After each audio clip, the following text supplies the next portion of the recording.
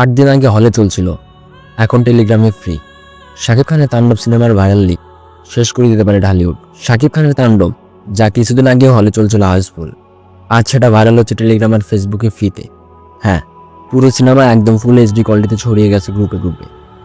এটা শুধু একটা সিনেমা লিক না, এটা বাংলাদেশের সিনেমা ইন্ডাস্ট্রির উপর এক সরাসরি আঘাত।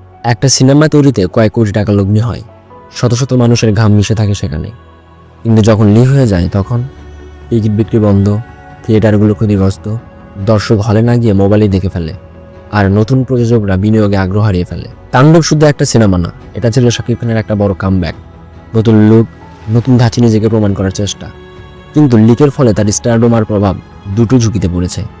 জবাব একটাই, এই পাইরেসি যদি এখনই বন্ধ না হয়, তাহলে আগামী দিনে বড় তারকারাও আর সাহস করবেন না বড় বাজেটের ছবি করতে। একটা মোবাইল স্ক্রিনে দেখা সিনেমা হয়তো বিনা পয়সায় মিলল, কিন্তু মনে রেখো, এভাবেই শেষ হয়ে যেতে পারে আমাদের ঢালিউড।